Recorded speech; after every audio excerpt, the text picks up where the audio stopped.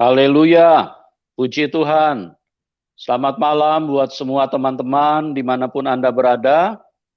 Kami dengan sukacita di dalam kasih Tuhan Yesus Kristus kembali hadir pada malam hari ini untuk berbagi di dalam kehidupan, berbagi di dalam kesaksian, apa yang telah dikerjakan oleh Tuhan Yesus lewat Roh Kudus-Nya, itulah yang akan disaksikan pada malam hari ini.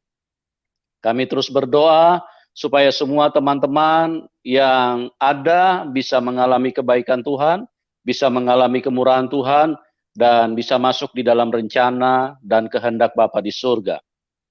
Ya, seperti yang saya selalu tekankan, saya sampaikan kepada kita semua bahwa acara ini bukan untuk mempertontonkan satu agama yang lebih dari yang lain, atau ada satu agama yang lebih hebat dari yang lain. Itu sama sekali tidak penting, dan itu pun juga tidak berkenan kepada Tuhan. Karena Tuhan Yesus datang ke dalam dunia bukan mendirikan agama, bukan membawa agama, tapi Tuhan Yesus datang ke dalam dunia untuk mentransformasikan kasih-Nya kepada semua manusia, supaya manusia yang seharusnya mati binasa di dalam penghukuman yang kekal bisa terselamatkan dan bisa dipindahkan ke dalam kehidupan yang penuh dengan kebahagiaan di dalam kerajaan surga. Ya, kuasa Tuhan Yesus yang begitu hebat, yang begitu dahsyat, kuasa yang menciptakan langit dan bumi, kuasa yang terus bekerja di dalam kehidupan manusia. Karena Tuhan terlalu rindu, Tuhan terlalu sayang kepada manusia. Dengan berbagai macam cara Tuhan hadir, menyatakan dirinya untuk mengangkat, menyelamatkan manusia dari penderitaan, dari ikatan dosa, dari kenajisan, dari hal-hal yang begitu mengerikan, penyakit dan semua hal-hal yang selama ini membuat manusia putus asa dan tidak berdaya. Itu sebabnya program ini sekali lagi hanya untuk menyatakan kasih dari Tuhan Yesus Kristus. Dia adalah pribadi yang sangat baik. Lewat kesaksian-kesaksian, lewat narasumber yang kami hadirkan, bagaimana kuasa Tuhan telah bekerja di dalam hidup mereka. Bagaimana kuasa dari Tuhan Yesus yang telah mengubahkan kehidupan mereka, yang telah menyentuh dan mengangkat kehidupan mereka.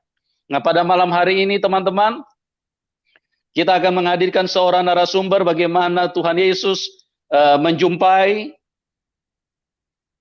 pribadi daripada narasumber ini, sehingga dia tadinya tidak mengenal Tuhan, sekarang sudah mengenal dan menerima Tuhan Yesus Kristus. Oke, supaya tidak berlama-lama, kita sambut narasumber kita, Ibu Lisa Harlisa. Selamat malam Ibu Lisa. Selamat malam Pak Yusuf, Shalom. Shalom. Bagaimana kabar Ibu? Puji Tuhan, baik. Pak Yusuf, bagaimana Ya, kabarnya?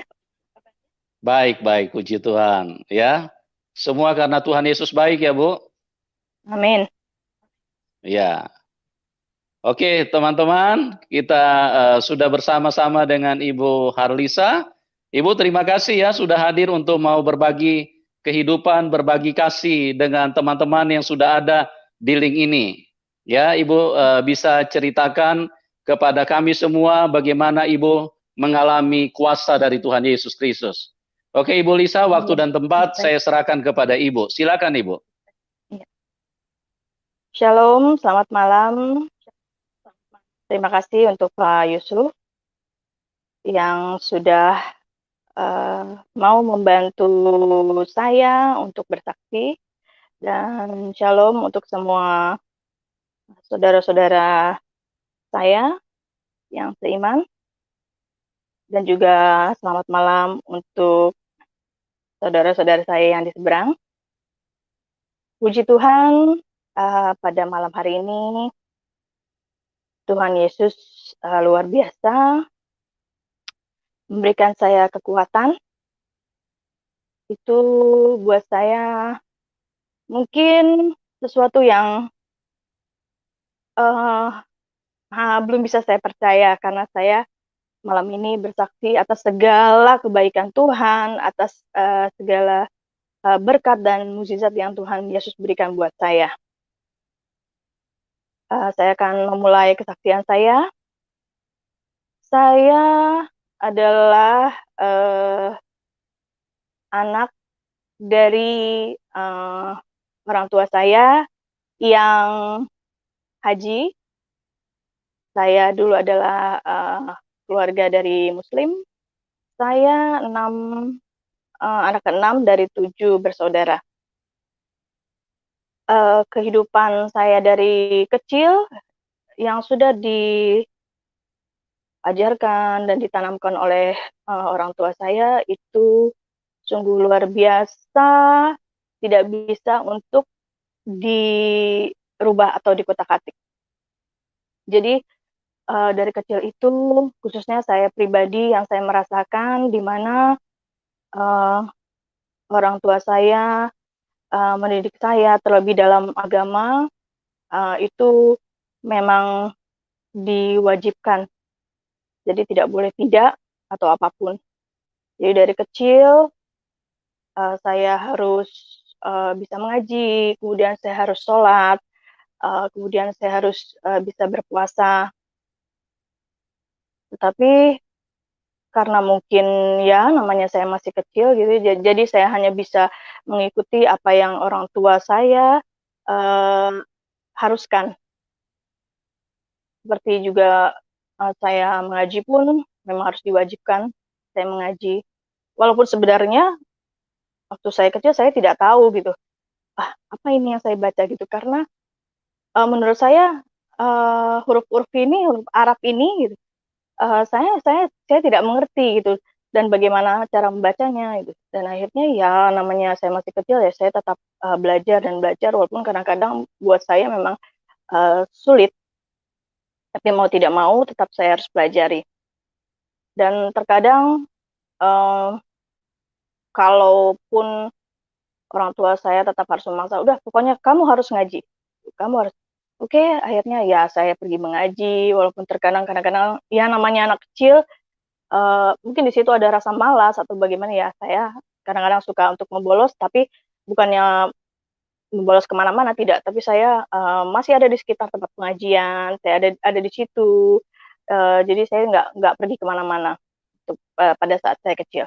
Orang tua saya termasuk orang tua yang disiplin, yang tegas. Jadi kalaupun anak-anaknya melakukan kesalahan, nah itu pastinya orang tua akan marah. Terkadang marahnya pun ya bisa saja memukul, ataupun ya hanya sekedar lewat ucapan. Jadi memang orang tua saya ini yang sangat-sangat tegas dan disiplin. Jadi kami anak-anaknya, apalagi saya waktu itu masih kecil gitu, saya melihat dari saudara-saudara saya, mereka itu semua harus punya jadwal. Mereka harus punya jadwal di mana mereka harus pulang jam berapa, ada pelajaran apapun gitu. Jadi semua memang harus tersusun rapi. Jadi sampai kalau ada yang pulang telat itu pasti selalu akan dimarahi. Begitu juga dengan saya. Nah, kemudian di waktu kecil itu saya ingat sekali orang tua saya pernah bilang gitu loh, mungkin bukan ke saya saja tapi ke saudara-saudara saya yang lain bahwa dibilang seperti ini, "Kalian tidak boleh yang namanya berteman dengan orang Kristen." Terus saya masih kecil, saya nggak ngerti kenapa gitu kan ya. Lalu di situ orang tua saya bilang, "Pokoknya kalian tidak boleh yang namanya bergaul, berteman dengan orang Kristen. Nah, mereka itu orang kafir. Kalau kalian sampai berteman dengan mereka, nanti kalian bisa masuk neraka." Jadi saya bingung gitu dengan ucapan orang tua saya seperti itu, namanya saya masih anak-anak gitu ya. Ya saya hanya bisa mendengarkan. Tapi jujur saja waktu saya kecil itu kebetulan tetangga kami juga orang Kristen. Gitu di sebelah kanan itu orang Kristen, dan di situ setiap minggunya selalu ada seperti menyanyi gitu. Pokoknya rame lah ya, yang datang situ rame, mereka bernyanyi di situ ya. Saya kan nggak tahu, ih ada apa sih tuh nyanyi-nyanyi gitu. Cuma kan ya saya nggak ngerti, akhirnya saya mungkin ya bertanya lah mungkin dengan saudara saya gitu, "Itu ngapain?" "Nah itu mereka lagi ini tuh." lagi ibadah kebaktian. Oh gitu. Iya kalau orang Kristen begitu. Oh ya, oke. Kemudian saya waktu SD punya teman yang beragama Kristen. Ada perempuan dan laki-laki. Tetapi saya lebih dekat dengan teman saya yang perempuan. Jadi orang tua saya ini kalau kalau ada teman yang datang gitu ya, selalu pasti bertanya, kamu siapa? Rumah di mana? Agamamu apa? Nah gitu. Jadi kalaupun ada yang beragama Kristen, oh ya udah, ini ya, berteman yang baik ya, gitu, hanya itu. Tapi kalau misalkan kebetulan saya sedang ada kerja kelompok nih di rumah teman saya yang perempuan ini, uh, sebelum berangkat itu saya kan ditanya, kamu kemana? Oh saya mau belajar kelompok di rumah ini, di rumah si A. Terus orang tua saya sudah tahu dia beragama Kristen, lalu mereka cuma bilang gini, oke, nanti kamu di sana belajar ya. Kalau kamu dikasih makan, dikasih minum, kamu nggak boleh makan dan nggak boleh minum. Saya bingung kenapa gitu. Oh tidak boleh, nanti mereka akan kasih kamu yang haram. Saya bingung ya haram apa gitu kan? Saya tidak mengerti. Gitu. Pokoknya kamu nggak boleh ya gitu. Jadi kalau sudah selesai belajarnya langsung pulang. Akhirnya saya pergilah gitu ke rumah teman saya ini. Nah begitu saya masuk ya rumahnya memang sederhana sekali. Seingat saya dia punya kakak perempuan dan ada 2 atau 3 adiknya lah gitu. Ibunya baik ya, kebetulan ayahnya sedang nggak ada di rumah bekerja kalau nggak salah. Terus begitu saya masuk ke rumahnya, saya lihat itu di dalam rumahnya di situ ada uh, gambar ya, gambar atau foto gitu. Saya bingung, bilang siapa gitu, apa ini bapaknya gitu, saya bilang. Akhirnya saya bertanya kepada teman saya bertanya, itu foto siapa? Saya bilang, apa itu bapak kamu ya? Oh bukan, dia jawab. "Lah, terus foto siapa? Saya bilang gitu. Oh itu foto Tuhan kami, itu Tuhan Yesus. Saya bingung, hah Tuhan Yesus? Iya. Nah, kalau kami di Nasrani, itulah Tuhan kami, itu adalah Tuhan yang hidup. Nah, Tuhan yang hidup. Nah, jadi saya walaupun masih kecil saya memang bingung Tuhan yang hidup. Jadi Tuhannya mereka, Tuhannya orang Kristen itu uh, ada ada ada wujudnya gitu kan ya. Masa sih? Tapi sementara di di agama saya gitu, di Islam, di Muslim nggak bisa kelihatan gitu. Jadi nggak ada kelihatan tuh wujudnya seperti apa, bagaimana gitu. Jadi saya di situ masih bingung. Jadi ya sambil belajar saya masih ngelihat, sambil belajar saya masih melihat. Nah terus saya bilang ke teman saya itu, oh jadi itu beneran itu Tuhannya kamu? Iya itu Tuhannya kami. Gitu. Tuhan Yesus tuh baik. Ah baik, baiknya gimana? Saya bilang. Ya pokoknya buat buat kami sih ya luar biasa baik banget deh. Gitu. Terus saya bilang oh gitu gitu. Ya sudah akhirnya setelah dari saya belajar dari rumah teman saya pulang ke rumah. Orang tua saya tanya dong ke saya, tadi kamu di sana makan nggak? Tadi kamu di sana minum nggak? Saya bilang enggak. Saya bilang benar. Iya benar, saya nggak makan nggak minum. Tapi kak disuguhin kan? Iya. Tapi benar nggak makan nggak minum? Enggak. Saya bilang gitu. Enggak. Saya sampai bilang iya demi Allah enggak gitu. Saya bilang gitu. Oh ya udah. Kalau kamu bohong, kamu nanti masuk neraka. Terus saya cuma diam aja gitu. Memang saya nggak makan dan nggak minum. Di situ disitulah yang saya masih kecil gitu, saya masih berpikir gitu, apa iya ya gitu loh, Tuhannya orang Kristen seperti itu, tapi kok Tuhannya saya nggak tahu di mana gitu, nggak kelihatan gitu, tapi ya sudahlah gitu kan. Akhirnya ya sudah berjalannya waktu, saya juga di SMP pun ketemu lagi dengan teman perempuan saya ini, tapi luar biasanya gitu. Dia memang anak yang baik gitu ya, baik, baik banget gitu. Sampai terkadang saya bingung gitu. Dari SD itu yang saya kenal gitu, dia tidak pernah yang menolak kalau ada temannya minta tolong.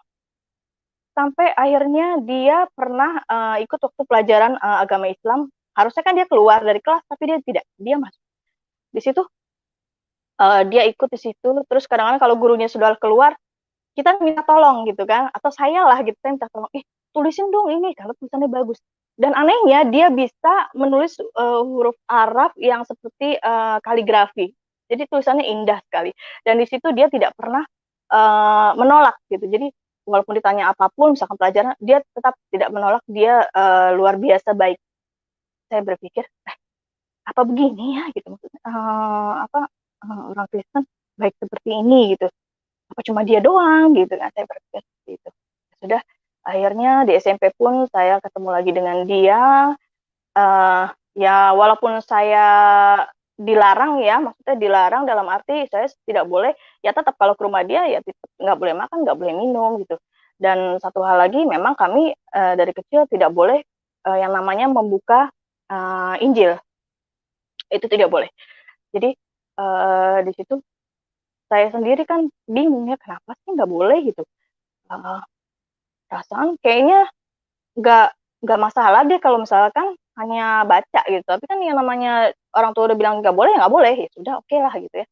Oke, akhirnya sampai saya mulai SMK di kelas 2 itu orang tua itu merantau, dan akhirnya pensiun, kemudian baliklah ke kampung.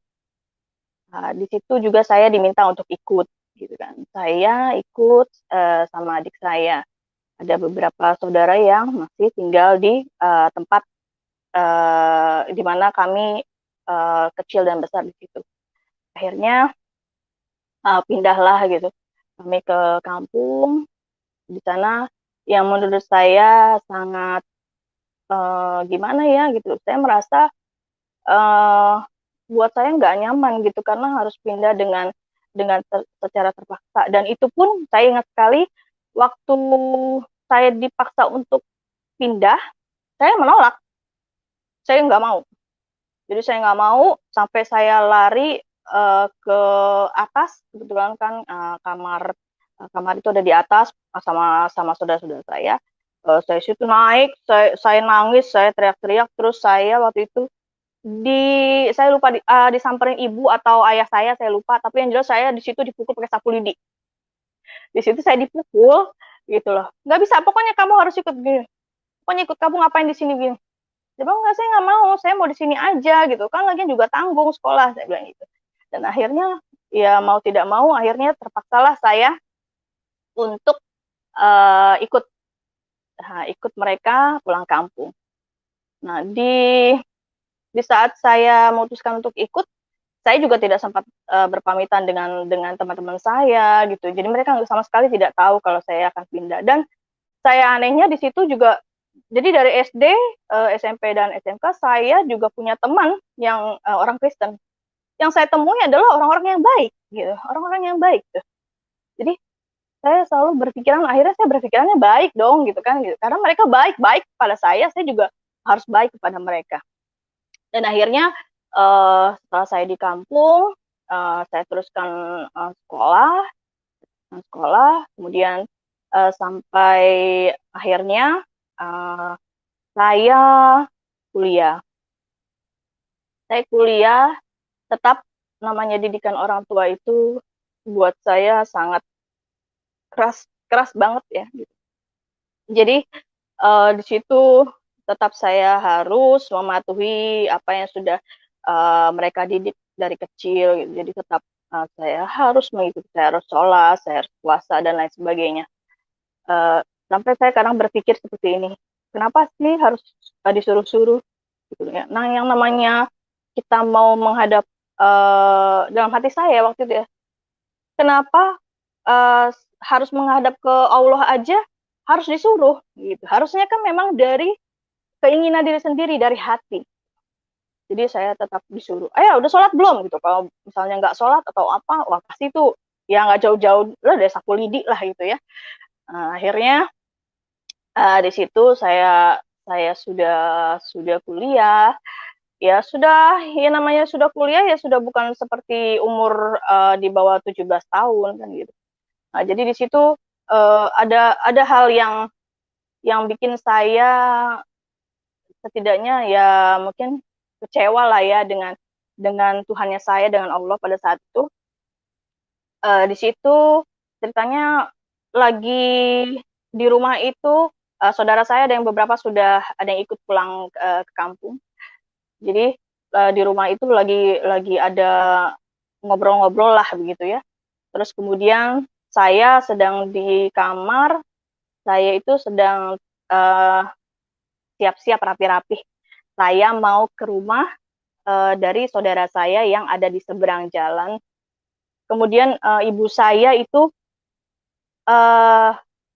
tanya gitu dari jauh dari ruang tamu ke kamar, tanya ke saya, kamu mau kemana? Lisa, kamu mau kemana? Mau kemana? Saya bilang, enggak, ini saya lagi mau ke rumahnya itu di depan. Saya bilang begitu. Mau ngapain? Enggak apa-apa, mau main aja gitu. Saya bilang gitu. Udah nggak usah lah, kan saya udah janji. Saya bilang seperti itu. Terus entah entah kenapa atau bagaimana saya tidak tahu, tiba-tiba apa namanya, ibu saya tuh marah gitu, marah nyamperin saya. Kemudian saya di situ apa namanya, di situ saya dipukul gitu. Saya dipukul, terus ketika saya dipukul, saya sampai jatuh, jatuh dan posisi saya di situ tengkurap. Setelah jatuh tengkurap, saya uh, saya pikir hanya sampai di situ, tapi enggak. Jadi di situ ibu saya injek-injek saya dari punggung ke bawah sampai pinggang. Akhirnya di situ saya apa, saya nangis gitu, saya nangis. Saya bilang ampun nih, ampun. Saya kan manggilnya mami. Saya bilang ampun mami, saya bilang seperti itu. Kemudian saudara-saudara saya, kakak-kakak saya melerai. Akhirnya mami saya keluar, setelah keluar dari kamar, kemudian pintu kamar saya ditutup sama kakak saya. Di situ dalam hati saya bilang, oh ya Allah, kenapa sih gitu loh, dengan hal begini aja, dengan hal yang kecil, ibu saya sampai marah sama saya dan saya sampai diginiin gitu. Sebenarnya salah saya apa gitu? Kenapa sih gitu loh? Kok Allah tuh kayaknya nggak sayang sama saya gitu. Akhirnya saya juga bilang, ya Allah, kalau memang sudah seperti ini, ya udah, buat apa saya hidup? Saya bilang gitu. Saya sempat ya mungkin putus asa lah ya gitu, atau bagaimana. Nah di situ saya nggak tahu ada setan apa atau apalah gitu. Akhirnya saya berpikir, udah deh, lebih baik mungkin saya ya mati aja kali ya gitu, mungkin akan bikin orang tua saya seneng lah gitu. Akhirnya saya di situ minum parfum. Kebetulan saya ada parfum, tapi nggak terlalu banyak sih, yang seingat saya itu nggak terlalu banyak saya minum. Nggak lama itu saya nggak sadarkan diri, tapi saya masih bisa ada mendengar suara-suara. Kemudian kakak saya masuk ke kamar gitu, kaget melihat saya tidur di tempat tidur, kemudian sudah mulutnya berbusa. Akhirnya saya dibawa ke rumah sakit, sudah ada tindakan dari dokter dan saya diperbolehkan untuk pulang. Dan di situ saya masih sampai rumah, di situ saya masih sedih. Saya bilang, aduh kenapa sih kok lu nggak ngambil saya aja gitu. Terus akhirnya saya jadi, pada saat itu saya jadi sudah mulai, Allah tuh sama saya tuh gak sayang gitu loh. Jadi buat apa selama ini saya selalu sholat, saya selalu berdoa gitu. Saya selalu mengikuti apa yang diharuskan gitu. Sementara Allah tuh gak nolong saya, gak sayang sama saya. Nah, pada saat itu setelah kejadian dari situ, akhirnya ibu saya sudah ya lebih baik lah ya, tidak melakukan hal-hal yang sampai sejauh itu lagi, enggak gitu. Kalau misal pun saya telat pulang ya hanya bertanya, hanya sekedar marah, tapi tidak memukul lagi. itulah yang membekas, ya bukan membekas sebenarnya, yang saya masih ingat karena terkadang saya masih suka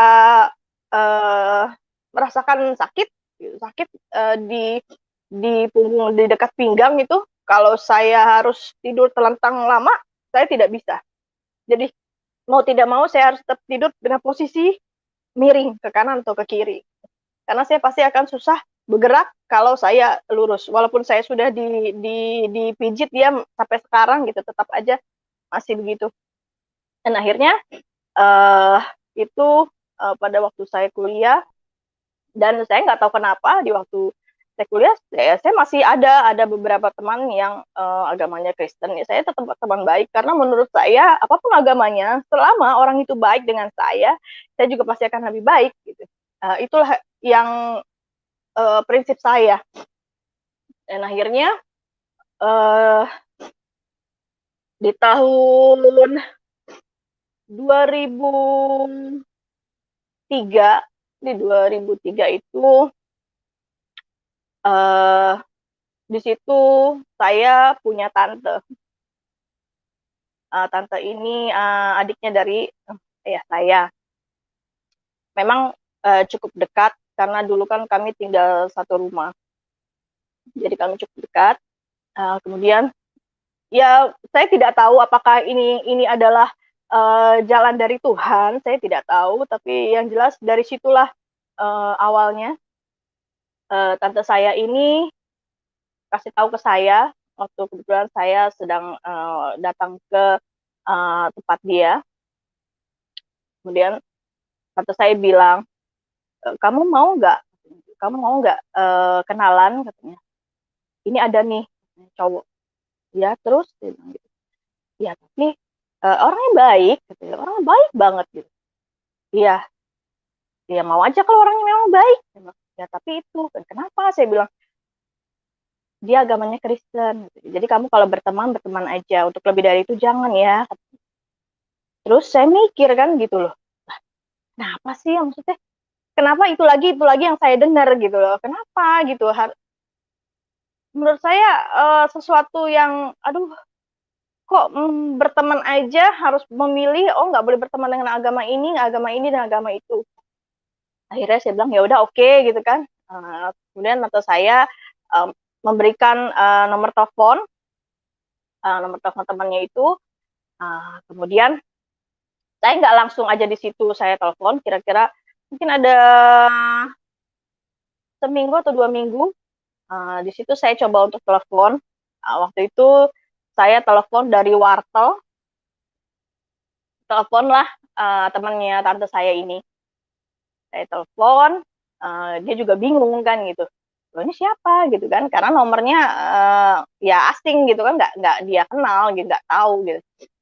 Terus saya bilang, ya saya Lisa, saya keponakannya ini. Saya bilang, saya perkenalkan diri.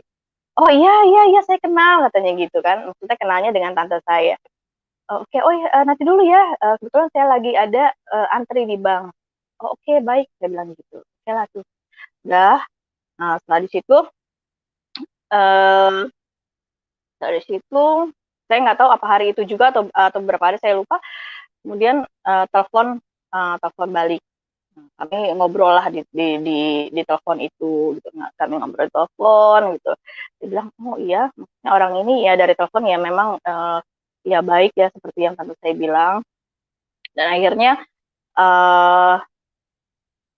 kira-kira dari telepon itu mungkin sekitar 1 bulan atau nggak nyampe deh, saya lupa.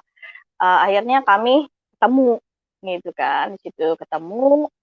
Oke, kita ngobrol-ngobrol, gitu ini. Terus dia tanya bagaimana dengan orang tua. Saya cerita, orang tua saya seperti ini. Gitu. Orang tua saya tidak akan mengizinkan, saya bilang, kalau saya punya teman gitu kan, apalagi pacaran dengan orang Kristen gitu. Terus, oh gitu ya, oke ya udah kita berteman. Kita berteman. Ya kita sering ngobrol ya, walaupun kita beda daerah ya, kita teleponan gitu kan. Kita teleponan, terus di situ ya menurut saya memang orangnya baik gitu, orangnya baik. Entah kenapa gitu, saya juga nggak tahu ya, apa itu tadi saya bilang dari awal yang tante saya memperkenalkan dia ke saya, ya itulah mungkin itu jalannya dari Tuhan. Nah, akhirnya kami mungkin di 2004, ya saya lupa di sekitar tahun itu, akhirnya ya kami pacarannya diam-diam, kami masih melalui telepon gitu kan, ya ketemu pun ya kadang-kadang kalau misalkan dia yang datang gitu ya ketemu, ya nggak di rumah gitu kan gitu. Akhirnya dia juga pengen banget gitu kenal dengan orang tua saya, keluarga saya. Aduh gimana ya, saya muter otak gitu. Aduh ini pasti nggak bakalan untuk diterima gitu. Saya bingung gitu, aduh saya gimana, saya harus bagaimana gitu. Akhirnya saya berpikir, ah udah di ini aja deh, dipalsuin aja deh gitu, dalam arti palsuin itu nanti saya tinggal bilang sama orang tua, namanya si ini gitu, si B, padahal sebenarnya namanya bukan B, kemudian agamanya Islam gitu kan. Akhirnya dengan gitu saya bilang, mau nggak kalau misalnya ke sini, tapi harus bilang namanya ini, kemudian kamu kalau ditanya agamanya ini ya gitu. Dan uh, dan saya nggak tahu kenapa ternyata memang dia memang setelah saya tahu lebih lebih jauh, dia juga mempelajari yang namanya tafsir atau apalah gitu ya. Jadi dia setidaknya adalah mengerti gitu kan. Kalau seandainya orang tua saya, saudara-saudara saya bertanya. Jadi dia datang, waktu itu datang dengan temannya. Datanglah ke rumah, kalau datang ke rumah memang ya itulah orang tua saya, wah bertanya gitu. Tapi yang lebih seperti apa ya, pokoknya diinterogasi banget-banget itu adalah dari saudara-saudara saya. Itu luar biasa sekali. Bertanyanya sampai mendetail segala macam. Terus tapi ya dia bisa menjawab kan, dia bisa menjawab. Nah, ya dari situ oke lah gitu ya, menurut orang tua saya orangnya baik kan gitu ya. Padahal sebenarnya ya dari agama pun mereka kan belum tahu pada saat itu. Karena saya ya harus menutupi. Tapi memang orang tua saya gitu kan curiga, sebenarnya memang sudah curiga gitu, sudah curiga. Dan selalu bilang ke saya, pokoknya kamu nggak boleh ya sampai pindah agama. Kamu tidak boleh jadi orang kafir. Jadi saya selalu diingatkan dan diingatkan seperti itu. Lalu akhirnya di saat 2005, 2006, disitulah saya masih sering ngobrol kan dengan dia, dengan pacar saya ini. Dia bilang, iya gimana nih? Saya bilang gitu. Kita mau sampai kapan gitu kan pacaran begini. Terus dia tahu dengan pembicaraan saya. Lalu di situ dia bilang ke saya, kamu mau bayar saya berapa M pun, saya tidak akan pindah agama. Saya bingung kan gitu. Kenapa? Saya langsung bilang gitu. Karena Tuhan saya itu sangat baik sama saya. Tuhan Yesus sangat baik sama saya. Kalau kamu tahu juga pasti akan mengatakan seperti itu. Gitu. Saya langsung berpikir, gimana ini gitu kan? Saya bingung. Sementara dari orang tua saya khususnya inginnya kan memang saya harus punya pacar dan nanti punya pasangan hidup itu harus yang seiman gitu loh. Sementara saya sendiri ya merasakan hal yang berbeda gitu. Berbeda dalam arti saya menjalankan hubungan ini dengan pacar saya gitu. Memang orangnya sih ya itu saya bilang lagi, dia sangat baik, dia sangat tulus gitu, sangat perhatian sama saya. Jadi saat saya ada masalah apapun gitu di keluarga pasti saya cerita ke dia. Jadi teruslah orang tua saya mengatakan, pokoknya kamu tidak boleh sampai pindah agama. Pokoknya kamu tidak boleh jadi orang kafir. Pokoknya kamu harus tetap jadi orang Islam. Disitulah saya ya mungkin seperti anak-anak sekarang bilang galau gitu. Aduh, saya bingung bagaimana harus seperti apa gitu kan. Jadi saya walaupun gimana ya, saya cobalah berdoalah ya. Ya Allah, saya bilang, "Eh, tolong tunjukkan kepada saya kalau memang dia itu jodoh buat saya gitu. Tapi kalau memang tidak, ya jauhkanlah dia dari saya." Gitu. Akhirnya ya doa saya kan nggak dijawab-jawab. Saya bingung, saya masih bingung gitu. Sementara saya tetap dekat, saya tetap komunikasi terus sampai akhirnya itulah yang keputusan saya yang ya memang berat, memang berat gitu. Akhirnya saya memutuskan untuk meninggalkan keluarga saya. Saya meninggalkan keluarga saya untuk membangun kehidupan baru gitu loh, dengan orang yang sudah saya pilih gitu kan. Nah, dan dia juga kan nggak mau gitu. Jadi dia tidak mau untuk ikut agama saya kan gitu. Dan saya di situ juga bukan karena oh kamu harus ikut saya, tidak gitu. Jadi oke ya sudah, uh, kita menikah walaupun sebenarnya di situ saya um, masih dalam keadaan bimbang di persimpangan jalan di 2007. Nah, di saat itu saya tidak ada komunikasi dengan keluarga. Saya tahu memang, wah, saya mungkin adalah anak yang paling durhaka.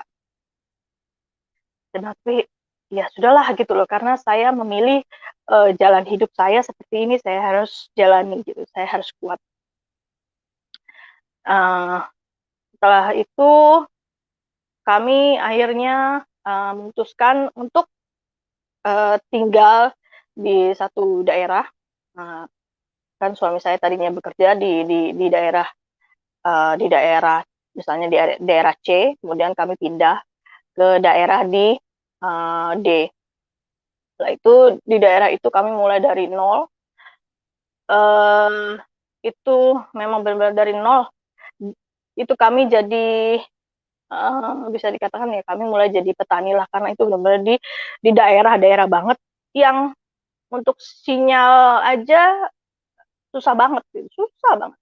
Untuk channel TV pun itu hanya TVRI itu yang bisa gitu, yang saya ingat saya gitu. Jadi memang benar-benar yang ya sudah gitu, saya harus menjalani ini kan, saya harus menjalani ini terus. Dan ya saya sih memang saya adalah orang yang bisa menerima apapun gitu. Saya bukan tipe orang yang oh tahu ini hidupnya seperti ini enak gitu, terus saya tidak bisa diajak susah, oh tidak gitu. Saya sudah merasakan apapun itu yang saya bisa rasakan gitu. Jadi saya tidak pernah mau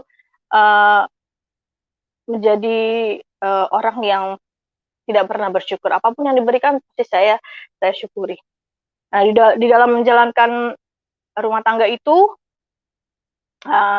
jujur aja saya masih sholat, saya masih berkeras hati sholat walaupun masih jarang-jarang dan bolong-bolong lah bisa dikatakan seperti itu. Dan pada saat puasa saya juga masih berpuasa, tetapi di situ suami saya hanya ya melihat saja gitu, melihat, dan dia tidak ada komentar atau apapun. Nah, begitu juga pada saat makan gitu kan, makan pun dia berdoa gitu, dia berdoa dengan doanya dia gitu, dengan doanya suami saya yang berbahasa Indonesia kan gitu. Di situ awalnya saya masih berdoa dengan doa saya. Kemudian karena seringnya saya mendengar, jadi saya tidak lagi membaca doa makan. Akhirnya saya mendengarkan suami saya gitu. Walaupun di situ saya belum begitu mengenal Tuhan Yesus lebih dekat. Dan di situ ya saya dan suami diberikan kebahagiaan. Di situ saya sempat hamil. Nah, di saat saya hamil, itu kehamilan saya masuk 5 bulan, dan suami saya itu sedang sakit. Kemudian sudah berobat di rumah sakit di daerah itu, di tempat kami tinggal. Kemudian akhirnya suami saya memutuskan untuk kembali ke kota C untuk berobat di sana. Jadi saya tinggal sendiri di rumah. Yang namanya yang saya rasakan pada saat saya hamil itu banyak sekali, mungkin itulah yang kalau di agama saya dulu itu banyak yang ganggu, banyak suara-suara, ya itu mungkin ya setan atau apalah gitu. Tapi di situ saya masih membaca dari doa saya. Setelah itu, setelah ada beberapa hari kemudian, akhirnya saya mengalami pecah ketuban. Di situ saya sendiri. Saya telepon suami saya kasih tahu, ya udah coba telepon tetangga gitu. Tetangga ada mungkin sekitar berapa meter lah gitu dari rumah itu, rumah kami ngontrak. Nah begitu, terus minta tolong, kemudian saya diantar ke rumah sakit yang kurang lebih 1 sampai 1,5 jam. Akhirnya saya ke rumah sakit. Saya di situ ya bisa dibilang ya sudah pasrah lah ya, gitu. Saya sudah pasrah.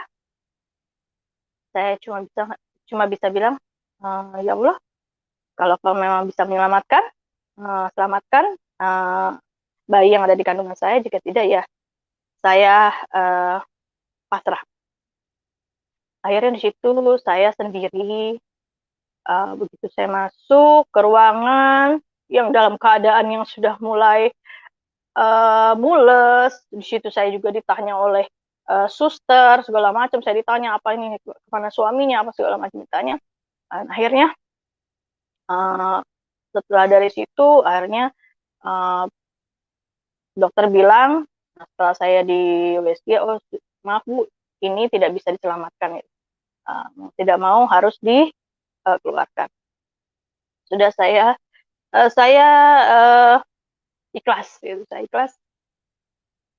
Di situ setelah kondisi saya sudah sadar, masih pada hari itu suster memperlihatkan dari janin bayi saya. Terus bertanya kepada saya, Bu, ini mau dibawa pulang atau mau dibawa pulang untuk dimakamkan sendiri atau bagaimana, atau rumah sakit yang mengurus? Kemudian saya telepon ke suami, udah rumah sakit aja yang ngurus. Oke, dia bilang rumah sakit aja yang ngurus. Nah, setelah itu, Ibu nanti kalau sudah lebih baik gitu, Ibu tolong mengurus semua administrasi. Oke, saya istirahat sebentar karena saya berpikir lebih enak lah di rumah gitu walaupun saya sendiri. Akhirnya saya mencoba untuk kuat lah ya. Saya minta tolong suster. Saya bilang, suster tolong temenin saya mau ke ATM untuk ambil uang. Saya mau membayar administrasi dan segala macam, saya bilang gitu. Oh iya baik. Nah, di situ posisi saya jalan, kan saya ditanya, Ibu mau dengan kursi roda? Oh nggak usah, saya bilang, saya masih bisa jalan. Jadi saya berjalan, bukan dibantu, ditemenin sama suster sampai menyeberang, kemudian selesai, lalu saya mengurus administrasi, kemudian saya menelpon tetangga saya minta jemput, lalu saya pulang ke rumah. Di situ saya masih sedih, saya masih menangis gitu kan. Di situ lagi-lagi saya bilang, aduh ya Allah kenapa sih harus sampai begini gitu. Di saat suami saya sakit, saya juga harus seperti ini. Gitu. Ya luar biasa buat saya, ya sedih gitu, sedih, sangat sedih. Sampai beberapa hari dari itu, suami saya bisa bisa balik lagi ke rumah. Ya saya tahu juga dia sedih. Ya sudah, akhirnya dari situ uh, kami nggak lama-lama di daerah itu, tapi suami saya dulu yang kembali lagi ke daerah C. Saya menyusul setelah itu. Nah di situ uh, suami saya bilang, ya nanti saya mau cari apa rumah kontrakan dulu gitu, baru nanti bisa kita. Oke, setelah sudah dapat, uh, di situ saya menyusul menyusul suami saya, lalu memang ya entah saya mulai, memang saya bilang mungkin ya kebanyakan saya terlalu kecewa dan kecewa gitu. Kenapa sih Allah kok begini sama saya gitu kan. Jadi saya memang sudah dari situ, udahlah, buat apa sih, maksudnya buat apa saya masih mempertahankan, saya harus sholat, harus begini sementara gitu. Sementara tidak tidak ada satupun yang Allah bisa bisa tunjukkan ke saya, berikan ke saya gitu loh. Dari doa-doa saya harus seperti apa gitu. Ya sudah, akhirnya uh, kami tinggal di kontrakan di daerah C itu. Kemudian setelah di situ ya ya kami sih ya baik-baik saja, keadaan baik-baik saja. Tapi saya terkadang juga masih melihat suami saya membaca Alkitab. Ya saya hanya lihat dari jauh aja gitu kan. Saya untuk menyentuhnya pun saya masih belum berani karena saya masih mengingat perkataan dari orang tua saya. Jadi saya belum berani di situ. Akhirnya kami pindah lagi. Kami pindah lagi ke kontrakan yang lainnya. Jadi memang itulah hidup gitu. Jadi itulah hidup, saya harus bisa mengikuti kemanapun suami pergi gitu. Dan saya memang tidak pernah untuk mengeluh. Jadi saya pindah ke kontrakan yang lain, dan di situ di tahun 2008, ya 2008. Di tahun 2008 itu saya ingat orang tua saya, ya puji Tuhan, sudah ada komunikasi gitu kan, sempat datang juga ke kontrakan kami gitu kan, itu di 2008. Kemudian di 2009 itu suami saya punya teman, temannya juga istrinya gitu, akhirnya dikenalkan ke saya. Kami berteman baik gitu, baik sekali dan akrab. Ya, dia adalah mereka ini adalah orang Muslim, mereka baik sekali. Kemudian di 2009 itu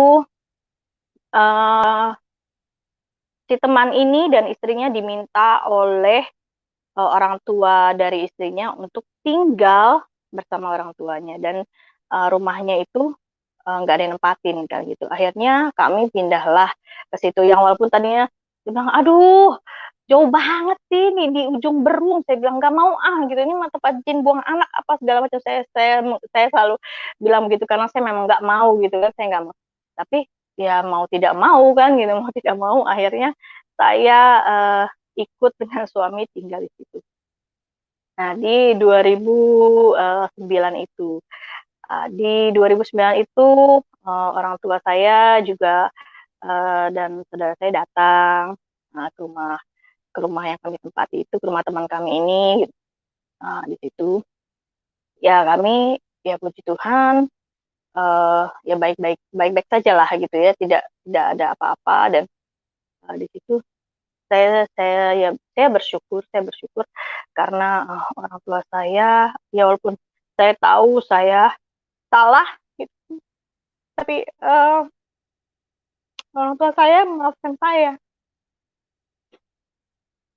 Ya walaupun saya juga nggak tahu kalau dari saudara-saudara saya eh, hati mereka seperti apa, saya tidak tahu gitu. Tapi yang jelas saya hanya mementingkan orang tua saya dan bisa memaafkan saya itu luar biasa buat saya.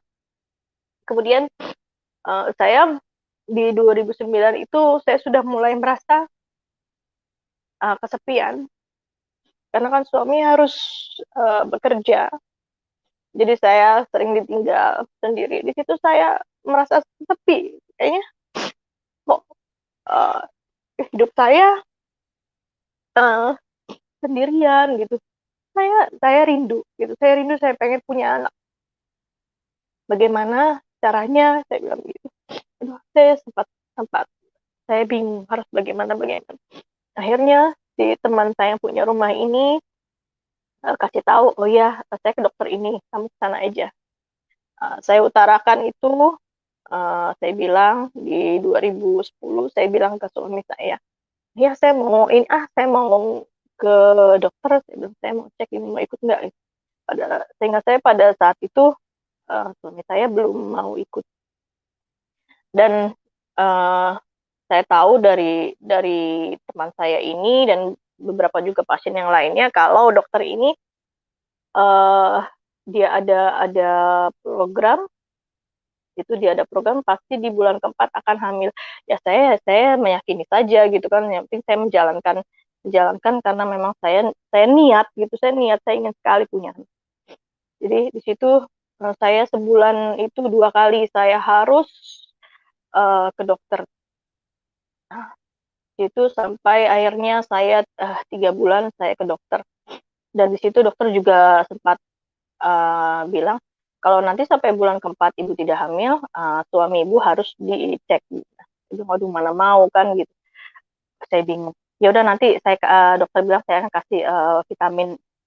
Tapi suami saya tidak suka gitu dengan yang obat-obatan begitu, nggak mau gitu. Jadi akhirnya di 2011 itu saya juga nggak tahu kalau ternyata saya hamil karena saya tidak merasakan apa-apa. Cuma begitu di Februari saya merasakan ada yang aneh. Saya bilang kayaknya seingat saya waktu Januari kemarin saya belum menstruasi. Akhirnya saya mencoba memberanikan diri untuk tes pack kali, 2 kali, 3 kali. Uh, di situ hasilnya adalah positif. Saya senang luar biasa pada saat itu. Ya, apa benar ya gitu. Terus saya bilang, suami sudah akhirnya ke dokter dan memang benar saya dinyatakan positif hamil. Nah, dari situ juga akhirnya um, mungkin saya tidak tahu apakah pada saat itu Tuhan itu entah Tuhannya saya Allah atau bagaimana gitu. Kayaknya nggak cukup sampai di situ aja gitu. Jadi saya menjalankan kehamilan itu memang dengan ada beberapa cobaan yang menurut saya harus terkuat gitu. Saya harus terkuat di situ. Saya terkadang ya saya harus ke dokter sendiri. Suami kadang-kadang hanya ya mungkin beberapa kali menemani gitu kan. Kemudian suami saya harus bekerja gitu kan. Di rumah saya kadang sendirian gitu dalam kondisi uh, saya hamil. Saya sedih, saat itu saya sedih. Tapi saya harus kuat demi anak ini gitu. Jadi saya berjuang, walau bagaimanapun saya berjuang. Uh, Sampai mungkin yang tadinya kami uh, menclok sana ke sini, tinggal ke sana sini, dengan saya diberikan kehamilan, ada dikasih rezeki, ya kami bangun rumah, gitu. Kami bangun rumah di situ, masih di sekitar tidak berapa jauh dari rumah teman saya. Ya, kami bangun rumah di situ. Kemudian di September di September di 2011 itu dokter kan memang bilang untuk diprediksikan tanggal sekian sekian. Oke, ya saya bersyukur apa yang saya lalui di saat saya hamil, saya bisa terus kuat dan kuat gitu. Walaupun saya pernah masuk ke rumah sakit sekali karena saya tidak bisa makan, tidak bisa minum gitu, sampai lemes dan segala macam. Tapi luar biasa karena saya ingin punya anak dan ingin anak ini bisa lahir dengan sehat dan selamat. Jadi di September sudah mau akhir September saya melahirkan anak kami. Saya bersyukur karena kami perempuan. Nah, dan di situ saya lahir normal. Dan saya bersyukur dan senang banget. Lagi-lagi orang tua saya datang. Kemudian saudara-saudara saya datang, gitu. Jadi bagaimana ya rasanya? Aduh, bahagia sekali. Saya senang sekali karena ada orang tua saya yang bisa ada di samping saya melihat cucunya sudah lahir. Dan pada di saat itu saya sempat ingat ayah saya pernah bilang begini ke saya, itu anak kamu sudah diajarin belum di kupingnya? Saya kaget kan. Oh enggak, saya bilang gitu. Enggak boleh, saya bilang begitu. Saya enggak boleh. Tapi saya tidak tahu karena pada saat itu apa namanya ruangan saya kan ditutup tirai gitu, jadi saya tidak melihat apa yang dilakukan gitu kan oleh mungkin saudara saya atau bagaimana, saya karena tidak melihat jelas gitu. Setelah itu akhirnya saya pulang ke rumah. Nah, pulang ke rumah orang tua saya masih ikut menemani walaupun tidak bisa lama gitu, karena yang namanya orang tua pasti akan lebih betah tinggal di rumahnya sendiri. Akhirnya saya harus memang namanya seorang ibu gitu, saya mengurus anak saya dengan tangan saya sendiri. Tapi di saat kurang lebih dua minggu lah ya, 2 minggu setelah di rumah, anak saya sering menangis, nangis kejer nggak tahu kenapa gitu. Padahal saya berpikir mungkin dia mau nyusu atau bagaimana gitu kan. Tapi masih saja seperti itu gitu. Saya sampai bingung, sampai heran apa badannya ada yang sakit atau apa gitu. Akhirnya kami inisiatif untuk membawa ke tukang pijit bayi. Nah, di situ begitu mau dipegang pijit, si ibu tukang pijit ini bilang, wah ini ada yang gangguin anaknya. Saya kaget kan, gangguin maksudnya gimana? Bu, saya bilang, iya di rumah ibu itu ada genderuwo dan di situ ada anak-anaknya. Jadi anak-anaknya inilah yang ngajak main anak ibu. Saya kaget. Aduh, saya gimana? Ya kalau bisa rumah itu dibersihkan dulu, katanya gitu. Ibu ya sementara ya pindah dulu kemana? Saya bingung kan gitu, mau dibersihin bagaimana? Saya bilang gitu, mau kemana? Saya gitu. Lalu akhirnya kami bertanya dong dengan teman kami ini, ternyata memang waktu mereka masuk rumah itu memang katanya belum diselamatin, katanya begitu. Akhirnya dengan kebaikan mereka, dari orang tuanya juga kami sudah dekat banget. Saya diminta untuk tinggal di rumah orang tuanya. Saya bersyukur sekali karena maminya teman saya ini sangat baik sekali, melebihi dari ibu saya gitu ya saya rasain. Karena masih kebetulan teman saya ini anaknya baru umur lahir 2001 tahun gitu kan. Nah, sementara anak saya juga ya masih masih baru lahir gitu. Jadi terkadang si maminya teman saya ini luar biasa banget gitu. Kalau misalkan saya lagi mau makan atau saya mau mandi atau mau mandiin apa anak saya gitu, maminya teman saya inilah yang benar-benar membantu. Jadi tidak membedakan kalau saya ini bukan anaknya, tapi dia menganggap saya sama seperti anaknya. Itu yang saya rasakan di situ gitu. Dan sebenarnya ada kesedihan saya di situ, uh, dan mungkin orang tua teman saya dan teman saya juga tahu, karena ya mungkin uh, saya juga minta maaf sama suami saya. Uh, saya di situ tidak tidak ditemani oleh suami, karena suami lebih memilih untuk tinggal di rumah teman saya, dan dia bekerja gitu kan. Jadi terkadang pulangnya bisa pulang pagi. Jadi untuk menemui kami pun hanya sekedar menemui gitu. Dan hanya satu kali seingat saya ikut menginap. Jadi rasanya di situ saya berjuang lagi gitu. Harus memang mengurus anak kami ini dengan dengan luar biasa gitu buat saya. Di situ memang saya sedih, sedih sekali gitu. Dan di situ pula maminya teman saya selalu bilang, kalau kamu lagi sedih, kamu sholat gitu.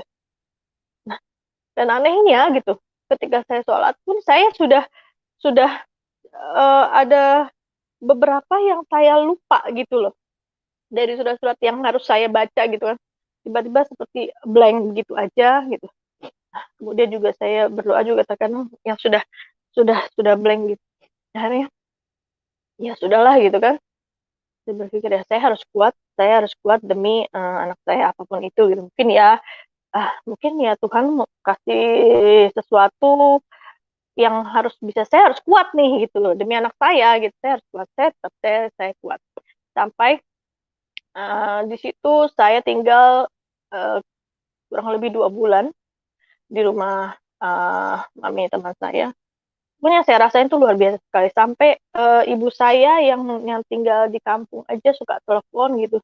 Iya, mami ya titip ya anak saya begini-gini, dan kakak saya juga yang kebetulan tinggalnya tidak berjauhan dengan saya juga datang juga gitu untuk melihat keadaan saya. Jadi itu buat saya satu satu satu dukungan yang luar biasa buat saya, karena orang tua saya jauh, tapi saya mendapatkan orang tua yang lain. Nah, di saat saya sudah 2 bulan di situ, rumah kami pun sudah selesai, dan kami memutuskan untuk tinggal gitu, di rumah kami, walaupun itu sebenarnya masih bau cat gitu kan, bau cat itu segala macam, tapi ya udahlah kami tinggal di situ. Nah, itu kemudian di tahun 2012, disitulah saya uh, disitulah saya dipertemukan oleh Tuhan Yesus pada malam itu. Suami saya belum pulang, jadi di malam pertama itu saya bermimpi, tapi mimpi saya seperti benar-benar nyata. Jadi di mimpi itu tiba-tiba saya terbangun, duduk, kemudian saya melihat di sudut kanan kamar saya itu ada cahaya. Dan saya kaget, itu cahaya apa? Gitu. Dari cahaya itu tiba-tiba muncullah wajah gitu, yang benar-benar jelas buat saya, yang memang saya sudah pernah lihat itu dari kecil, dari rumah teman-teman saya yang beragama Kristen itu. Jadi itu kaget, saya kaget di dalam mimpi itu, saya kaget gitu. Tapi memang seperti nyata gitu, saya kaget, saya bengong, saya ngelihat itu ke sudut di sebelah kanan. Lalu di situ uh, Tuhan itu bilang ke saya, dia bilang baca baca Alkitab itu. Gitu. Saya kaget kan baca Alkitab. Dan anehnya yang biasa suami saya baca Alkitab itu ini yang tadinya posisinya nggak ada di dekat saya, tiba-tiba itu ada di depan saya. Di depan saya suruh buka Alkitab itu, baca firman Tuhan itu. Itu, kemudian saya buka, dia juga bilang, Tuhan bilang, baca di Mazmur. Saya sambil, ya saya nggak tahu harus gimana gitu. Tiba-tiba saya mau buka, saya lihat, saya buka, memang pas di Mazmur, tapi di situ tidak tidak tidak ingat saya di apa namanya, di pasal berapa dan ayat berapa. Jadi saya buka, tiba-tiba itu hilang gitu loh. Tuhan itu hilang, Tuhan Yesus itu hilang, cahaya itu hilang. Akhirnya saya bangun kaget gitu kan. Ternyata bukan hanya malam itu aja. Itu kemudian berlanjut di malam kedua dan malam ketiga. 3 malam berturut-turut. Dan di pagi hari keempat itu saya sempat diam. Saya diam, saya berpikir, kenapa ya kok saya mimpinya seperti itu? Kenapa kok di dalam mimpi itu Tuhan Yesus datang? Gitu. Ada apa datang ke saya? Kenapa? Ada apa? Gitu. Dan saya di situ saya masih bergumul lah, saya bingung, saya harus bertanya ke siapa, sementara saya mau nanya ke suami gitu kan, rasanya nggak mungkin lah gitu, saya harus mencari dulu lah, saya mencari tahu gitu. Nah, saya mencari tahu, kemudian saat suami saya lagi nggak di rumah, saya coba memberanikan diri untuk membuka Alkitab, tapi saya bingung, saya mau membaca dari mana gitu kan. Saya buka aja, saya buka dari pertama, itu saya lihat ada Kejadian, saya baca di situ, saya baca pelan-pelan, saya sambil menghayati gitu kan, apa sih gitu isinya Alkitab ini sebenarnya gitu. Saya baca, tapi memang karena saya masih punya anak bayi gitu kan, jadi uh, saya membacanya pun tidak rutin gitu kan, tidak rutin setiap hari gitu. Di mana saya sempat, di situ saya membaca. Dan saya baca pelan-pelan. Terkadang saya entah, saya kan nggak tahu awalnya kalau membuka Alkitab tuh harus berdoa dulu atau enggak, saya nggak tahu gitu. Jadi saya buka asal buka, ini mana di situ buka itu saya baca. Nah di situ di akhirnya di situ saya mulai membaca pelan-pelan, tapi memang tidak gitu ya. Saya bilang tidak rutin. Di 2000 terus di 2013 memang saya murni sudah tidak pernah sholat, tidak pernah puasa lagi. Kemudian di 2014,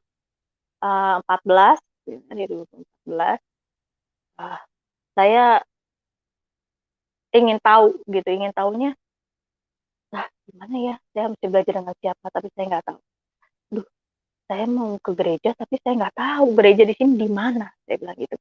Karena jujur aja, suami saya pun nggak pernah yang ke gereja, ataupun kalau pernah sesekali tidak pernah misalnya mengajak saya gitu kan, dia tahu gitu kan, karena saya masih berkeras hati, padahal sebenarnya saya sudah mendapatkan mimpi Tuhan Yesus datang ke saya, tapi saya belum bilang saat itu. Akhirnya di 2015 ayah saya memang sudah sakit. Kemudian di 2015 itu ayah saya meninggal. Saya termasuk yang dari kecilnya dekat dengan ayah saya, sampai ibu saya bilang, papi kamu tuh sayang banget sama kamu. Kalau setiap pulang kerja apa aja selalu dibawain buat kamu. Kalau kamu sakit pun gitu, pasti khawatir pasti kamu dipeluk, pasti kamu dibawa ke dokter. Pokoknya papi kamu tuh sayang banget sama kamu. Saya di situ benar-benar merasa kehilangan banget. Walaupun saya tahu ada satu kesalahan besar saya, tapi saya di situ saya saya bilang saya pernah minta maaf gitu kan. Tapi saya bersyukurnya dari kejadian itu tetap orang tua saya masih masih mau menemui saya, masih mau nginap dimanapun saya tinggal gitu. Itu saya bersyukur sekali. Dan sampai akhirnya di 2015 itu anak saya mulai sekolah, dan di situ saya punya teman-teman lagi, dan saya punya teman, kebetulan anaknya teman saya ini TK, anak saya masih playgroup. Jadi di situ saya sempat bertanya, saya bilang, Mam, kalau ke gereja mana? Oh iya, ada di situ katanya gitu. Tapi gerejanya ini loh, karismatik. Saya bingung kan gitu. Aduh, dampaknya saya gereja karismatik apa gitu kan. Terus akhirnya dia bertanya ke saya, kalau Mam sendiri bagaimana, ke gereja mana? Duh, soalnya kami pindah-pindah tempat rumah gitu. Jadi kami selama di sini juga nggak tahu harus ke gereja mana. Oh ya udah, ke gereja itu aja katanya gitu. Di situ ini kok bener-bener apa ya, kalau menurut saya ya saya pribadi itu luar biasa katanya gitu. Dia bilang gitu. Luar biasanya kenapa? Ya udah pokoknya Mama ke situ aja katanya gitu. Nanti Mama akan tahu sendiri, dia bilang gitu. Terus saya tanya, kalau untuk sekolah minggunya ada nggak? Saya bilang gitu.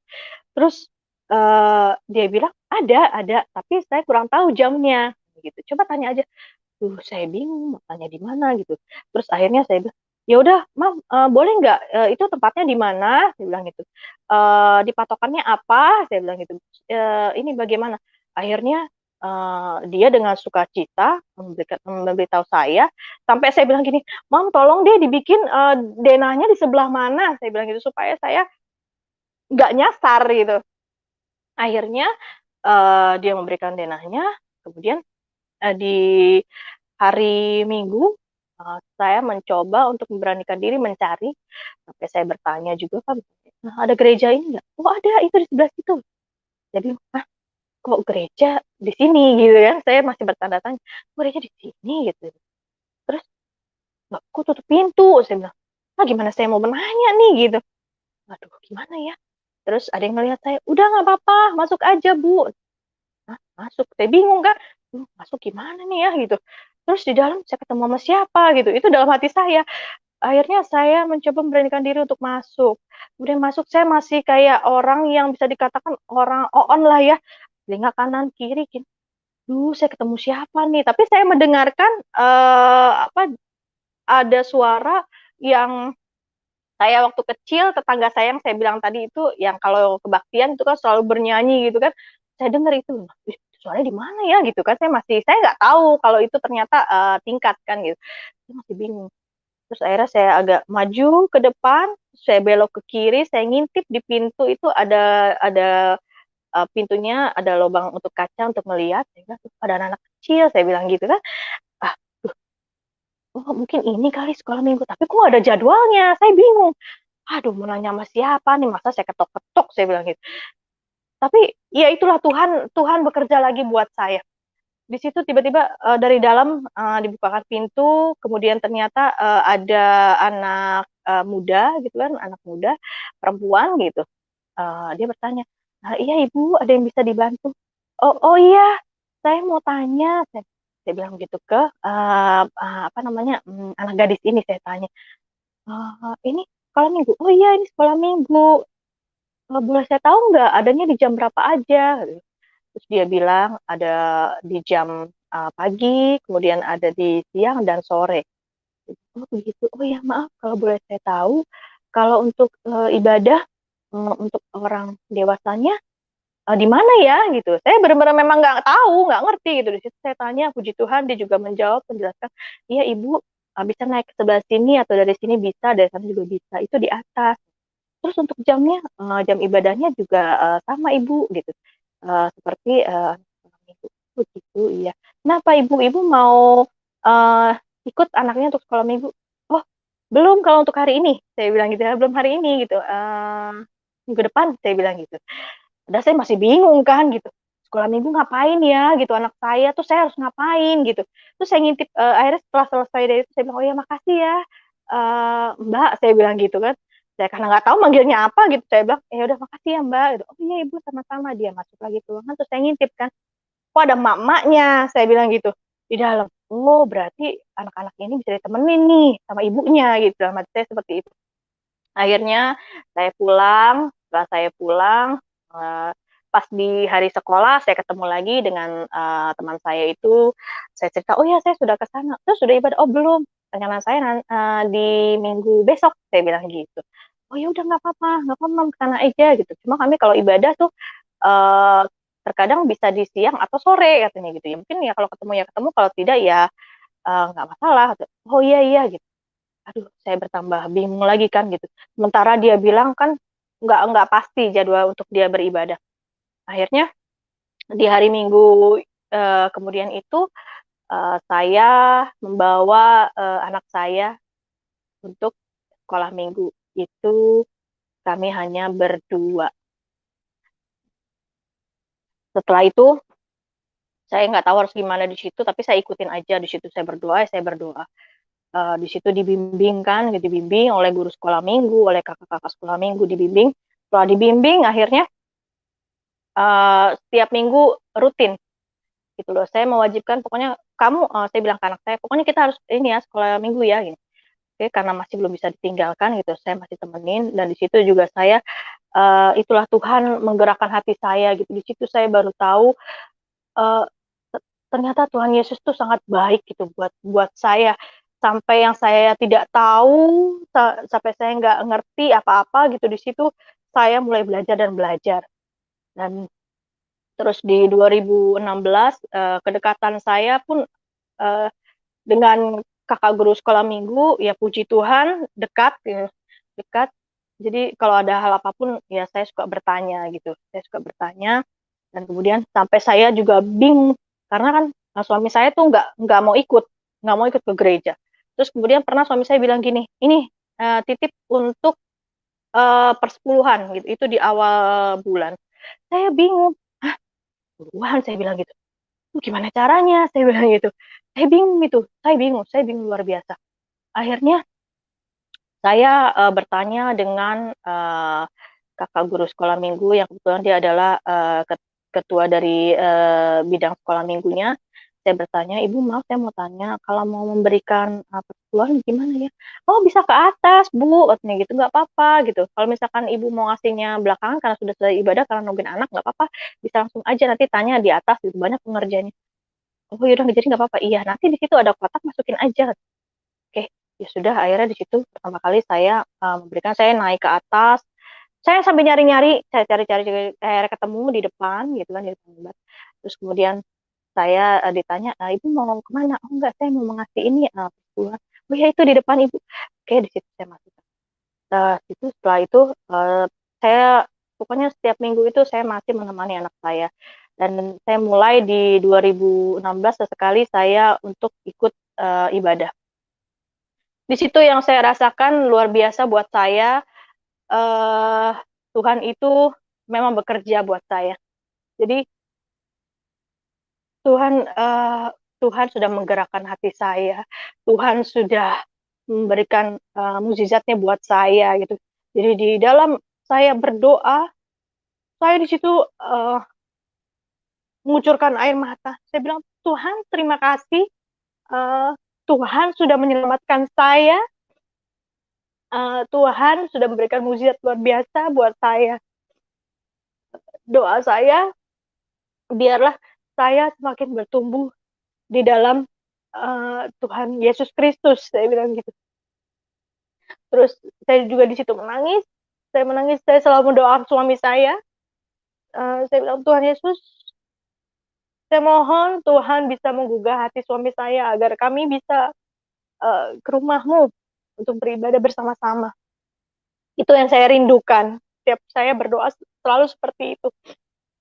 Dan akhirnya di 2016 itu juga saya tanpa sengaja saya waktu ibadah saya duduk di baris kedua. Ini baris pertama itu adalah Pak Pendeta dan Ibu Gembala. Ketika saya kan ketika kami berdoa gitu, tiba-tiba saya buka mata di depan saya, itu saya kaget karena ada seorang bapak itu pakai kopiah, lalu kemudian pakai baju koko. Saya kaget, loh, ini orang Muslim ngapain ke sini gitu, dalam hati saya seperti saya nggak tahu dia itu siapa gitu kan. Uh, terus dia menoleh gitu kan, bapak ini menoleh ke belakang gitu karena pas banget dengan saya gitu. Saya menoleh, oke, saya senyum. Kemudian ternyata dipanggil, ternyata itu adalah pendeta tamu. Dan di situ saya tahu ternyata itu adalah pendeta Junaidi Salat. Pak Junaidi Salat ini dari Muslim. Saya mendengarkan ceritanya. Di situ saya pun terenyuh gitu. Karena saya berpikir, saya juga dari Muslim gitu. Entah kenapa. Di situ saya akhirnya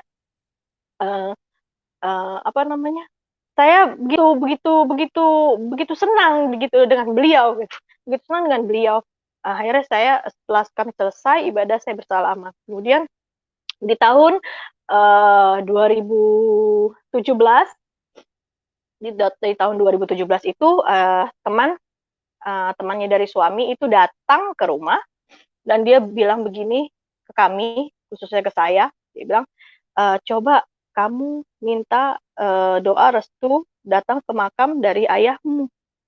Kamu bilang, kamu minta maaf di situ, kamu bilang tolong restui agar kamu bisa dibaptis.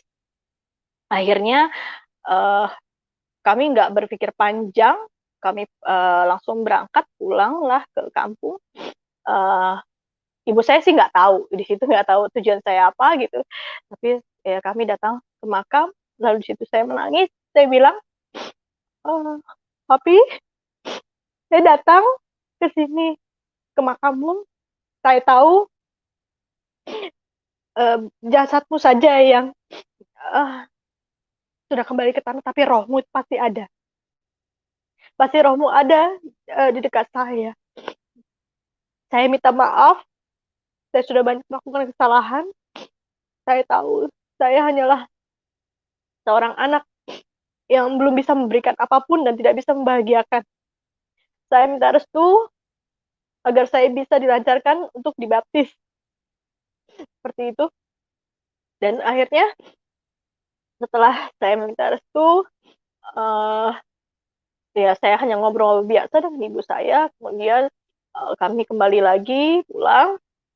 Dan di hari Minggu ketika saya ingin beribadah, begitu saya masuk ke gereja, seperti biasa disambut oleh anak-anak muda, kami bersalaman. Baru saya melewati sedikit dari mereka, tiba-tiba saya dipanggil, Ibu, saya kaget, Ibu Harlisa. Saya kaget dan saya menoleh, oh iya, Ibu namanya Ibu Harlisa. Iya, saya Ibu Harlisa. Kenapa ya? Saya bilang gitu. Ibu, maaf, Ibu diminta untuk ke ruangan Ibu Gembala. Saya bingung dan kaget. Ada apa? Saya bilang gitu. Enggak, Ibu mau diberikan pengarahan karena Ibu akan dibaptis. Saya kaget karena terus terang saya tidak ya itulah mungkin ya itulah rencana Tuhan lah ya buat saya. Jadi di situ saya masuk ke ruangan Ibu Gembala. Di situ juga ada seorang perempuan yang ingin dibaptis.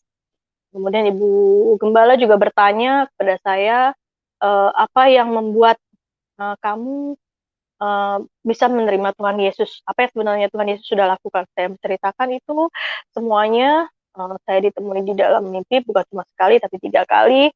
Kemudian saya bilang, saya sudah meyakinkan kalau Tuhan Yesus itu adalah juru selamat buat saya. Gitu.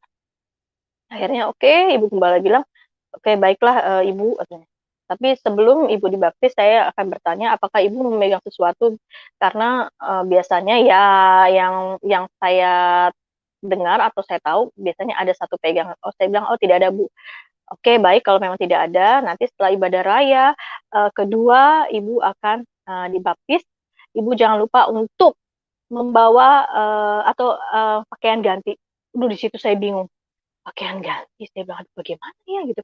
Sementara saya tidak bawa apa-apa gitu, saya nggak bawa baju ganti, hanya baju yang saya pakai.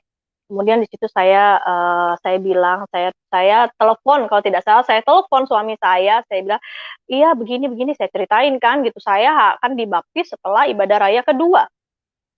Tolong dong, saya bilang sama suami saya, tolong ya datang. Akhirnya datang gitu kan, datang. Setelah datang, setelah apa namanya, ibadah raya selesai, kan dikasih waktu tuh jam 1. Langsung saya bilang ke suami kalau saya mau mencari pakaian ganti, saya bilang gitu.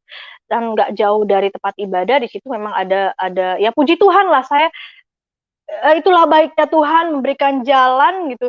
Di situ saya nggak tahu, nggak mungkin saya pulang gitu kan, tapi di situ ada tempat orang jualan baju gitu yang sampai mohon maaf ada pakaian dalamnya juga gitu. Jadi ya sudah, akhirnya saya beli dengan buru-buru. Saya nggak berpikir apa-apa. Saya sudah dapat ini, saya lari lagi, saya lari. Begitu saya sudah lari, akhirnya tibalah untuk saya dibaptis. Nah, nggak tahu kenapa, padahal saya kalau bisa dibilang saya adalah orang kedua kan yang masuk ke ruangan ibu gembala. Tetapi ketika saya dibaptis itu saya adalah orang pertama.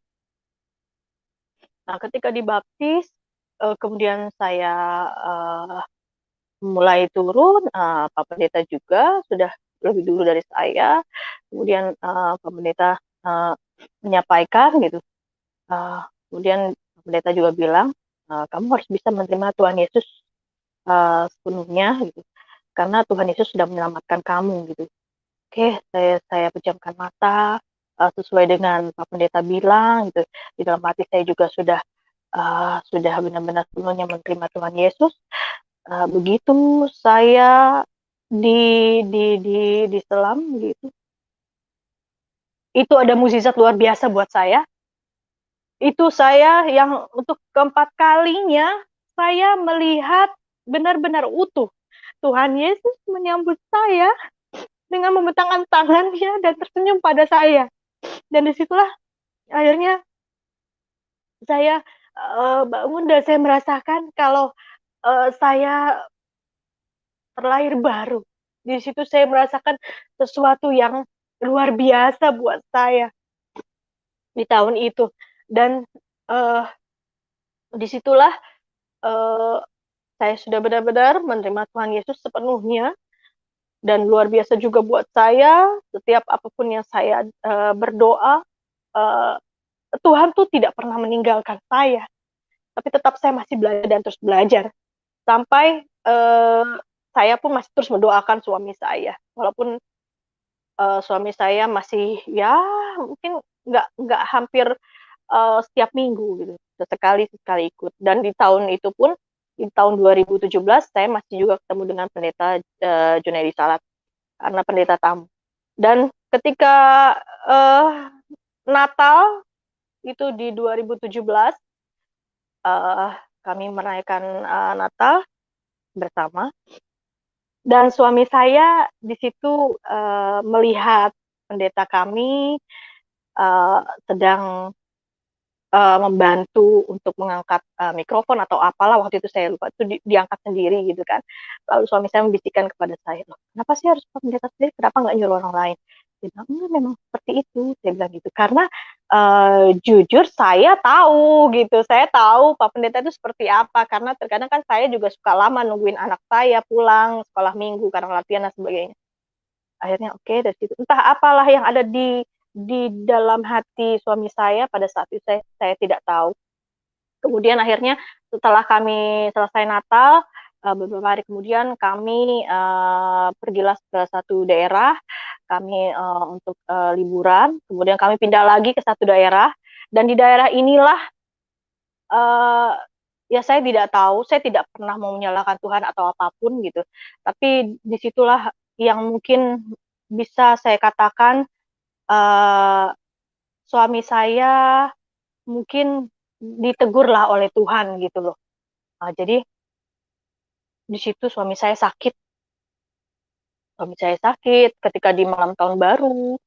Saya harus ngurusin suami saya, cuma tidak dirawat tapi hanya berobat ke dokter, kemudian anak saya juga sakit, kemudian anak saya sakit, dan akhirnya saya pun sakit, gitu. Jadi saya dan anak saya sakit dan dirawat di rumah sakit itu pada Januari 2018. Dan kami akhirnya memutuskan untuk kembali ke kota kami gitu, karena kan lebih nyaman dirawat di rumah sakit yang kami sudah tahu di tempat kami. Dalam keadaan saya masih memang ya belum belum begitu pulih gitu kan. Anak saya juga terlebih seperti itu, akhirnya kami memutuskan untuk kembali pulang. Dan akhirnya setelah kami sama-sama sudah sembuh dan itu semua berkat campur tangan Tuhan Yesus, lalu saya menceritakan ke suami saya bilang, "Kalau Pak Pendeta itu sifatnya seperti itu," saya bilang gitu. Jadi mungkin kaget kan melihat, "Oh, kenapa harus Pak Pendeta yang turun?" Karena saya tahu ketika sudah selesai ibadah raya, Pak Pendeta sudah ganti pakaian, eee, ya nggak canggung untuk pegang sapu ataupun, untuk mesin vakum, dia memvakum karpet itu nggak masalah gitu. Jadi saya menceritakan itu. Dan, puji Tuhan ya suami saya mungkin bisa menerima gitu, menerima itu, mulailah di situ Eee, kami bisa beribadah bersama-sama, dan lagi-lagi di tahun 2018 saya harus kehilangan ibu saya karena ibu saya sakit gitu ya, ibu saya sakit mungkin karena juga kepikiran karena ya ayah saya udah nggak ada, akhirnya itulah yang membuat dia sakit, akhirnya sakit, tapi tetap saya masih masih sebelum dia meninggal saya sangat dekat juga dengan ibu saya selalu minta ke sini segala macam, walaupun mohon maaf untuk saudara-saudara eee, saya tahu gitu bahwa mereka itu pasti sering bilang ke ibu saya, "Ngapain sih Mami ke rumah orang kafir?" Selalu, pasti ada seperti itu gitu ya. "Kenapa sih Mami selalu ke rumah orang kafir, ngapain di situ?" Kayak gitu. "Hati-hati Mami, nanti kalau dikasih makan apa, awas, pokoknya hati-hati ya, jangan sampai ini." "Enggak kok," kata, ibu saya bilang gitu, "enggak kok, enggak begitu kok." Karena, Lisa dan suaminya itu, sangat baik sama saya, perhatian sama saya, dia sangat kasih sayang sama saya, walaupun mereka berbeda tetapi tetap kita dirangkul. Gitu. Dan itu pun saya tahunya setelah, ibu saya meninggal, itu pun saya tahunya dari, keponakan saya bercerita seperti itu. Saya agak agak syok dan kaget gitu ya, ternyata ibu saya menceritakan itu kepada, anak-anaknya yang lainnya gitu, walaupun anak-anaknya yang lainnya mungkin mengatakan, "Ngapain sih ke rumah orang kafir? Ngapain sih Mami?" Jadi tapi ibu saya tetap dengan pendirian dia gitu bahwa, anak saya ini dan suaminya memang luar biasa baiknya gitu terhadap saya. Ya kami nggak bisa memberikan apa-apa, tidak. Kami hanya bisa memberikan kasih sayang dan perhatian, itu aja nggak lebih gitu, dan kami selalu mendoakan walaupun ya kami tahu gitu ya dengan, iman dia sendiri ya, iman ibu saya ya kami tidak bisa berbuat apapun. Jadi, eee, teruslah di 2019,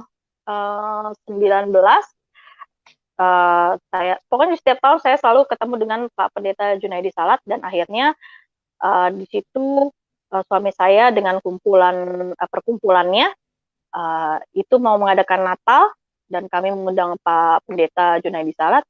Di situ saya luar biasa senang karena memang benar-benar bisa, ya dekatlah ya, saya juga bercerita tentang saya seperti ini, dan, beliau juga bilang, "Saya juga melihat Ibu berbeda di saat itu," Jadi, saya bersyukur sekali gitu, karena itulah yang buat saya jadi semakin kuat, dan Tuhan menguatkan saya dalam keadaan apapun, saya dikuatkan oleh Tuhan dan mukjizatnya luar biasa.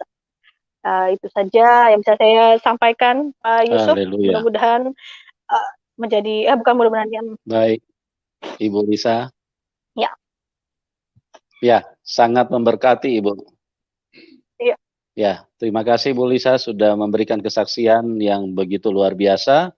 Jadi ternyata bukan hanya 3 kali Tuhan Yesus menampakkan diri kepada Ibu Lisa, tapi 4 kali. Ya, inilah Tuhan yang begitu baik, Tuhan yang begitu hebat, Tuhan yang begitu berkuasa, sehingga setiap orang yang dipilih oleh Tuhan, benar-benar Tuhan datang dan terus menunjukkan sampai seseorang itu menjadi yakin. Dan firman Tuhan yang tertulis di dalam Yohanes 15 di dalam Yohanes berkata bahwa bukan kamu yang memilih aku, tapi akulah yang memilih kamu. Dan itu adalah sebuah kebenaran, jadi memang manusia tidak pernah memilih Tuhan. Karena manusia sejak dari Adam dan Hawa kan sudah jatuh di dalam dosa, dan manusia memang lebih memilih setan sebetulnya, cuma tanpa disadari oleh manusia itu sendiri. Dan itu sebabnya Tuhan Yesus, karena Tuhan yang sangat baik, Tuhan yang menciptakan manusia, makanya Tuhan Yesus itu harus tinggalkan surga, turun ke dalam dunia untuk melakukan upaya yang begitu luar biasa untuk menjangkau setiap manusia. Makanya firman Tuhan adalah firman kebenaran. Semua yang tertulis adalah kebenaran. Bukan kamu yang memilih aku, tapi akulah yang memilih kamu. Yohanes 15 ayat 16. Bukan kamu yang memilih aku, tapi akulah yang memilih kamu. Ya, begitu dahsyat.